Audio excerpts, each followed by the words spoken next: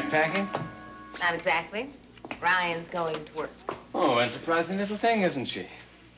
I'm taking her with me to Channel R, and I would really appreciate it if you wouldn't tell me what an impractical thing that is to do, because I have already heard it in great detail from my father. I don't think it's impractical at all. I think it's a fine idea. Oh, do you now? It's broadening for a rather sheltered young lady like Ryan to get out and see some of the world. I'm sure she'll find the Channel R News operation highly educational. She hopes to. I'm a great believer in early education. I'm not so sure that small children should be sent off to school, though, because I think that's a time when they need to see a lot of their parents. But as much experience as soon as possible. That's good. You like children? Yeah. Oh, I also like puppies and kittens, and foals and calves and ducklings and singlets.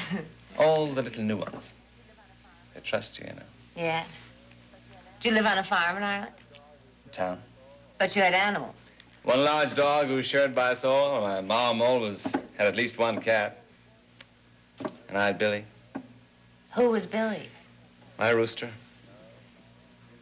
I can't tell if you're joking. No, he was given to me one Easter as a chick.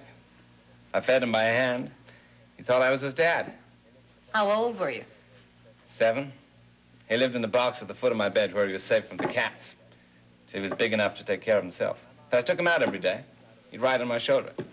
My mom made a little coat out of a great piece of flannel for him, with holes in it for his wings and all. Oh, Tom, come on. No, it's the truth, every word.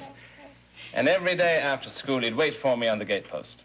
And as soon as I turned the corner, he'd see me coming. He'd jump down and come flapping and squawking down the road to meet me. And scrabble up on top of my shoulder. Sometimes he'd go on top of my cap. Ride home in triumph. Could he fly when he was wearing the jacket? Well, it seemed to upset the aerodynamics a bit, all right. But Billy wasn't too good at flying. He was so fat. He had a taste for stout. Oh, I hope you're not making this up. I'm not. It's the truth, every word. I don't tell the story often because people find it hard to follow, but it's the gospel truth. What happened to Billy? Do you really want to know? I think so. Why, is it sad? Well, Billy, like many a man before him, came to grief over the ladies. I kept him for about a year, and he turned into a fine rooster when he discovered he could crow. But being innocent of other chicken companionship, Billy was confused about when to crow. And terrible longings would come over him in the middle of the night. And he'd get up in the foot of the bed about 2 a.m. and try to communicate to the outside world. My dad didn't like that. The neighbors liked it less. I even tried taking Billy to bed, but to no avail. So clearly something had to be done. So we held a family conference. It was decided that Billy would go and stay with my aunt on our farm, which was about 2 miles out of town. He'd have privileged treatment there, others of his kind to associate with, meaning his own fine harem of hens, and I could see him whenever I wished. Did you? Yes, about 2 or 3 times a week at first. Then regularly on Sunday afternoons. Did he remember you? Always. Always. After about a year or so, we all got used to the arrangement. And then my uncle came home from Boston, and there was a big family reunion at my aunt's. My traveling uncle was sent out to get the chickens for Sunday dinner. Oh, no. Oh, Tom. He didn't know about Billy. And he didn't notice the little bracelet he wore to distinguish him from the rest of the flock. So he did his job, and he brought in 4 dead chickens to be plucked and dressed. When he was out of the kitchen, my aunt came in and saw what he'd done, and she burst into tears. And then my mom came in, and she burst into tears. And they were crying all through the making of the dinner. Pretty soon, everybody knew what was going on except my uncle and me. We sat down to dinner. My mom was still hiding her sobs behind a napkin. My dad was glaring at her across the plates, and I was trying to figure out what the hell was going on. The chicken kept going round and round. And nobody was eating except Dad and my uncle. I thought about it for a while. And as I was staring at the platter, it all became clear.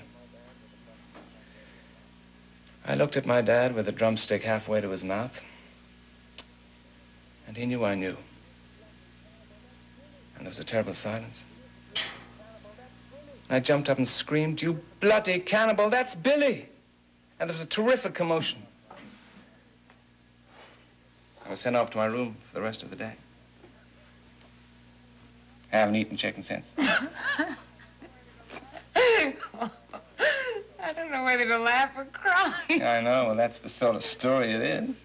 But it's left me with the conviction that the keeping of pets, it's the best and surest way for a child to know mortality and accept it and understand that life must go on. May I ask you a question? Sure. Since you like children, and you seem to like families and structure and all that, why haven't you married? I'm recovering from a broken heart.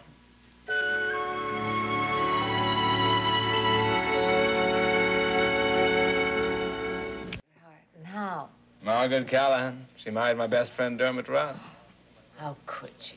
How could he? I kept asking myself the same question over and over again, and the answer was always painfully clear. I'm afraid they loved each other. Mary, are you going to be here for long?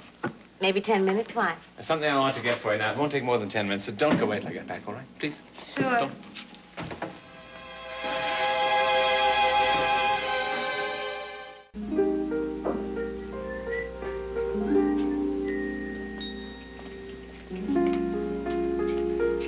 Okay, kid, I think we're all set. Your survival kit, my survival kit. Now all I need is another pair of arms. Hey, what do you think about filing, huh? Well, I know, but you really can't expect to start at the top. You gotta learn the files, answer a few phone calls, do a little work on the cues, and before you know it, you will be the star. Only you, my little pumpkin. Hi, will I hold you up? Oh, good morning, Ryan. I got something here that may be of interest to you. She's not interested. My sister uses these all the time. She says they make all the difference in the world. Oh, lovely. Oh, Tom. Yeah, she rides in here and your hands are free to do whatever. Let's get you into it. Oh, thank you so much. That may be the best present we've had yet. Okay. Watch your little toesies. And go your little legs. That's my baby. Good. Okay, You're gonna like this ride. Later on, there's one for your back, but right now she's going to be around front where you can keep an eye on her. Okay. They tend to slide down a bit, I've noticed.